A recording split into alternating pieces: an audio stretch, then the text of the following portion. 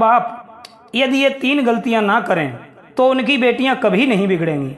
जय श्री कृष्ण मित्रों, पुनः एक बार फिर स्वागत है आपका आपके अपने चैनल नवजीवन ज्ञान गंगा में।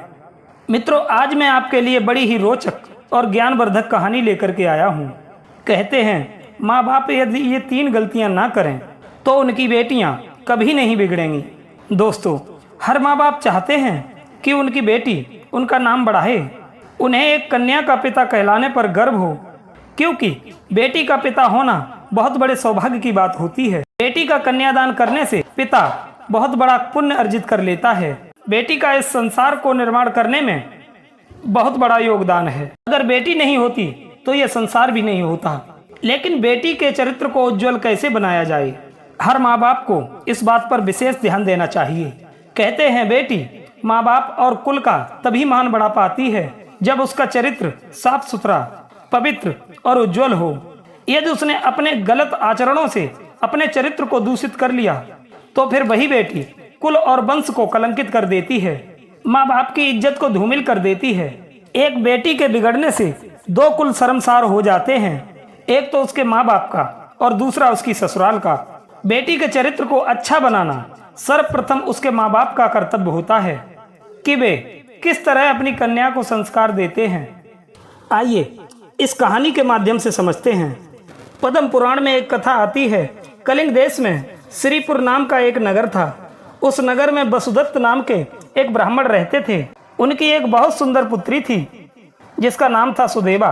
सुदेवा बहुत ही चंचल चित्त वाली थी, ऊपर से रूप और यौवन से भी संपन्न थी। वो अपने माँ बाप की बहुत लाडली थी। पिता वसुदत्त उससे बहुत प्रेम करते थे। बेटी से अधिक मोह होने के कारण वो उसे कभी स्वयं से दूर नहीं करना चाहते थे।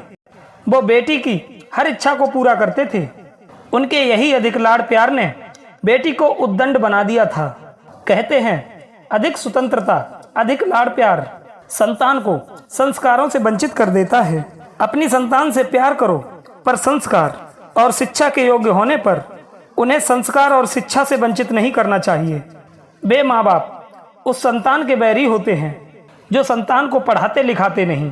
मूर्ख और दुष्ट संतान से संतान तो दुखी रहती ही है, माता पिता भी जीवन भर कष्ट पाते हैं। कहते हैं गर्भ गिर जाना अच्छा है, मरी हुई संतान पैदा होना भी ठीक है। स्त्री का बांझ होना भी अच्छा है, संतान गर्भ में ही पड़ी रहे ये भी ठीक है। पर धनवान और रूपवान होते हुए भी मूर्ख संतान का होना ठीक नहीं है। वसुदत्त के अधिक लाड़ प्यार में पलकर बेटी विवाह योग्य हो गई। पिता ने निश्चय किया कि बेटी का विवाह मैं उसी के साथ करूंगा जो विवाह के बाद मेरे घर पर ही निवास करे, यानी कि घर जमाता बनकर के रहे। इसीलिए वसुदत्त ने अपनी बेटी का विवाह बड़े और उच्च कुलों में नहीं किया। एक दिन वसुदत्त के द्वार पर एक कौशिक गोत्री ब्राह्मण आया। वो भिक्षुक बहुत ही पढ़ा लिखा और वेद वेदांगों में पारंगत था। वसुदत्त को वो भिक्षुक बहुत पसंद आया। उन्होंने उसका नाम और गोत्र पूछकर उसे बेटी के योग्य समझकर अपनी बेटी सुदेवा का विवाह उस कौशिक गोत्री भिक्षुक के साथ कर दिया और उससे ये शर्त ठहराई कि विवाह के बाद उसे मेरी बेटी के साथ हमारे ही घर पर रहना होगा। दोस्तों, वो ब्राह्मण वसुदत्त की बात मान गया और सुदेवा के साथ विवाह करके अपने ससुर के साथ रहने लगा। सुदेवा के पिता नगर के धनवान व्यक्ति थे। उसके पिता बहुत बड़े धनवान हैं। इसी घमंड में चूर होकर सुदेवा उद्दंड हो गई। वो आए दिन अपने पति का अपमान करती रहती थी। वो अपनी विवेक शक्ति खो चुकी थी। उसके पति बड़े ही ज्ञानी और धैर्यवान व्यक्ति थे। उसने अपनी पत्नी से कभी कुछ नहीं कहा। सुदेवा कभी अपने पति की सेवा नहीं करती थी, उल्टा वो अपने पति को खरी खोटी सुनाती रहती थी। पिता के घर पर रहने के कारण लोक लज्जा तो उसमें थी ही नहीं। वो पूरे गांव में आजाद स्त्रियों की तरह विचरण करती थी। उसका पति कभी उसे समझाने का प्रयास करता तो वो उल्टा उसी को आंखें दिखाने लगती थी और बार बार ताना दिया करती थी कि तुम मेरे पिता के धन से पल रहे हो, भला तुम्हारी क्या औकात है जो तुम स्वयं अपना भी पेट भर सको, तुम तो एक भिक्षुक हो। इस तरह की बातें वो अपने पति से रोज किया करती थी। उसके पति ने इस बात की कभी भी शिकायत अपने ससुर से नहीं की। पिता भी अपनी बेटी की आदत अच्छे तरह से जानता था। पर उन्होंने उसे कभी भी समझाने का प्रयास ही नहीं किया। और समझाता भी कैसे, क्योंकि जो समझाने की उम्र थी तब तो उसे कभी समझाया नहीं। अब अगर समझाए भी तो वो समझाना कैसे मानेगी। सुदेवा में संपूर्ण लक्षण कुलटाओं वाले आ गए। पत्नी के रोज रोज के बुरे बर्ताव के चलते एक दिन उसका पति उसे चुपचाप छोड़कर चला गया। अपने दामाद के चले जाने पर वसुदत्त को बड़ा दुख हुआ। वसुदत्त सोचने लगे कि जरूर मेरी बेटी के बुरे आचरणों को देखकर मेरा दामाद उसे छोड़कर चला गया है। मेरी बेटी बहुत बड़ी पापाचारिणी है। मेरे ज्ञानी और धर्मात्मा दामाद मेरी पुत्री को त्याग कर चले गए हैं। मेरी पुत्री ही दुष्टा है, कुल नाशनी है। वसुदत्त को अपनी बेटी पर बड़ा क्रोध आया। उन्होंने अपनी बेटी को भी अपने घर से निकाल दिया और कहा, हे दुराचारिणी, हे कुल में कलंक लगाने वाली, जा और जहाँ तेरा पति रहता है तू वहीं चली जा। उससे अपनी करनी की क्षमा मांग, और तेरा पति तुझे ना मिले तो मेरे घर में लौटकर कदम मत रखना। इतना कहकर वसुदत्त ने अपनी बेटी सुदेवा को घर से निकाल दिया। सुदेवा अपने पिता के घर से निकल चुकी थी। पति और पिता के त्याग देने पर वो जिधर जाती थी उधर से ही लोग उसे दुदकार कर भगा देते थे। कोई उसे अपनी जगह पर ठहरने नहीं देता था। कई दिनों तक ऐसे ही भूखी प्यासी भटकती रही। लोग उसे उल्टा समझकर दुदकारने लगते थे। उस समय उसे सब समझ में आ रहा था कि मैंने अपने पति का बहुत अपमान किया है। उनके त्यागने पर आज मेरा कोई सहायक नहीं है।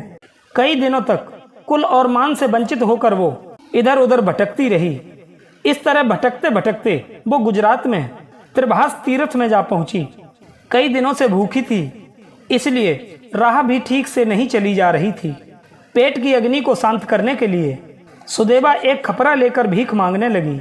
उसकी हालत को देखकर सब लोग उससे घृणा करते थे। लोग उसे पापिनी समझकर भीख तक नहीं देते थे। इस तरह अत्यंत दुख में जीवन व्यतीत करते हुए वो कई तरह की बीमारियों से ग्रसित हो गई। शरीर सूख कर कांटा हो गया। एक दिन वो उसी नगर में पागलों की तरह भटक रही थी और भटकते भटकते वो एक बड़े ही सुंदर घर के द्वार पर जा लगी। उसने देखा कि उस घर के द्वार पर एक वैदिक पाठशाला थी। वो घर अनेक ब्राह्मणों से भरा हुआ था। उस घर में चारों ओर वेद मंत्र पढ़े जा रहे थे। सुदेवा ने जैसे ही उस घर में प्रवेश किया और भिक्षा के लिए आवाज लगाई, उस घर का स्वामी उस दुबली पतली औरत को अपने द्वार पर देखकर अपनी पत्नी से बोला, हे भाग्यवान, देखो तो द्वार पर कोई दुखियारी खड़ी है। लगता है वो कई दिनों से भूखी है। उसे घर में आदर से बुलाकर भोजन करा दो। मित्रों, वो घर किसी और का नहीं था बल्कि सुदेवा के ही पति का था, जो उसे त्याग कर चला आया था। यहाँ आकर उसने अपना दूसरा विवाह कर लिया था और संयोग से सुदेवा उसी अपने पति के द्वार पर जा पहुंची। उसके पति ने भी उसे देखकर उसे पहचान लिया था कि वो उसकी ही पत्नी है जो कई दिनों से भूखी है। उसने अपनी दूसरी पत्नी से कहा कि वो उसे घर में बुलाकर भोजन करा दे। उस ब्राह्मण की दूसरी पत्नी बड़ी संस्कारी और सुशील थी। एक दुखिया स्त्री को द्वार पर देखकर वो भी करुणा से भर गई। वो उसे आदर से अपने घर में बुलाकर लाई और प्रेम से बैठाकर भोजन कराया। सुदेवा भी अपने पति को देखकर पहचान गई थी। पति को सामने देखकर सुदेवा का मुख लज्जा से झुक गया था। तब उसकी दूसरी पत्नी ने पूछा, हे स्वामी, ये स्त्री कौन है जो आपको देखकर लज्जा कर रही है? तब सुदेवा के पति ने अपनी दूसरी पत्नी को समझाया, हे देवी, ये दुबली पतली स्त्री कोई और नहीं बल्कि मेरी ही प्राण प्रिया कल्याणमयी भार्या है। इसका नाम सुदेवा है। मैं इससे बहुत प्रेम करता था, पर विशेष कारण से मैं इसे छोड़कर चला आया। तुम इसकी खूब खातिरदारी करो, इसकी सेवा में कोई कमी ना रह जाए। मित्रों, जिस पति से वो सीधे मुंह बात नहीं करती थी, आज उसी पति ने उसे अपनी पत्नी भी माना और उसका खूब सेवा सत्कार भी करवाया। अपने पति से अत्यंत अपार सम्मान पाकर सुदेवा को बड़ा दुख हुआ। सुदेवा ने अपने द्वारा किए गए कुकर्मों को देखा तो अंदर से बड़ी गिलानी हुई। अपने कर्मों को याद करके और अपने पति की दूसरी पत्नी की सेवा को देखकर शर्म से पानी पानी हो गई। पश्चाताप की अग्नि में जलने लगी। सोचने लगी, मैं कितनी बड़ी पापनी थी कि मैंने कभी अपने पति से मीठे वचन तक नहीं बोले।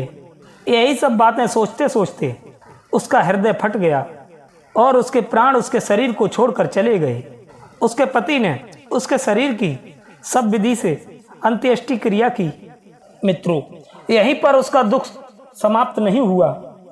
मरने के बाद सुदेवा की आत्मा यमराज के सम्मुख पहुंची तो यमराज भी उसके कुकर्मों को देखकर बड़े क्रोधित हुए। यमराज ने अपने दूतों से कहकर उसे दहकते हुए अंगारों के ढेर पर फिकवा दिया। फिर उसके बाद बारी बारी से उसने कई तरह के नरकों को भोगा। सुदेवा ने अपने पति के साथ धोखा किया था। वो परपुरुष में आसक्त रही थी, इसलिए यमराज ने एक लोहे का पुरुष बनाकर उसे आग में तपाकर सुदेवा की छाती पर सुला दिया। फिर उसके बाद उसे अस्पत्र वन में फेंकवा दिया। अस्पत्र कहते हैं जहां तलवार, त्रिशूल और दुधारे अस्त्र शस्त्र गड़े हों, ऐसे वन में फेंकवा दिया। वहां उसके शरीर को छिन्न भिन्न कर दिया। फिर उसे पीप, रक्त और विष्ठा में डाला गया। इसके बाद उसे एक कीड़ों के भरे कुंड में फेंक दिया गया। फिर यमदूतों ने उसके शरीर को आरी से चीरा। प्रिय बंधुओं, नरक की भयंकर यातनाएं भोगने के बाद उसे अनेक योनियों में जन्म लेकर असहनीय दुख भोगने पड़े। पहले सियार की योनि में जन्म मिला, फिर कुत्ते की योनि में जन्म मिला, उसके बाद सांप, मुर्गा, बिल्ली और चूहे की योनि में जाना पड़ा। जब उसके पापों का अंत हो आया तो अंतिम जन्म उसे सूकरी के रूप में मिला, जो राजा इक्ष्वाक के साथ युद्ध करते हुए युद्ध भूमि में मारी गई। राजा इक्ष्वाक की पत्नी सुदेवा ने अपने पतिव्रत के कुछ पुण्य से उस सूकरी का उद्धार कर दिया और वो बैकुंठ धाम को चली गई। प्रिय बंधुओं, कथा का तात्पर्य ये है कि माँ बाप को चाहिए कि वो अपनी संतान को पहले से ही संस्कार देकर सुलक्षणी बनाएं, जिससे उनके आगे का जीवन धर्म कर्म के साथ यापन हो। बेटी हो या बेटा, शिक्षा और संस्कार के बिना उनका जीवन एक पशु की तरह होता है। हर माँ बाप को ये 3 गलतियां कभी नहीं करना चाहिए। नंबर 1, बेटी को शिक्षा और संस्कारों से वंचित ना रखें और इस काम को माँ बाप बचपन से ही शुरू कर दें। नंबर 2, उनकी छोटी सी छोटी गलती को भी नज़रअंदाज ना करें। गलती होने पर उन्हें तुरंत समझाएं और सही मार्ग का अनुसरण कराएं। उन पर कठोर दृष्टि बनाए रखें, जिससे वो उद्दंड भी ना हो पाएं। तीसरी बात, बेटी को जहाँ तक हो विवाह के बाद घर जमाई बनाकर ना रखें। आपत्ति काल में तो कोई बात नहीं है, पर अधिक मोह और शौक में अपनी बेटी को अपने घर पर ना रखें। माता पिता की लापरवाही ही संतान के जीवन को बिगाड़ देती है, इसलिए इन 3 बातों को हमेशा ध्यान में रखें। प्रिय बंधुओं, यदि ये वीडियो के विचार आपको अच्छे लगे हों तो वीडियो को लाइक करना, शेयर करना और चैनल को सब्सक्राइब करना। मिलते हैं अगली एक नई कहानी में नई चर्चा के साथ। आप सभी का बहुत बहुत धन्यवाद। जय श्री कृष्णा।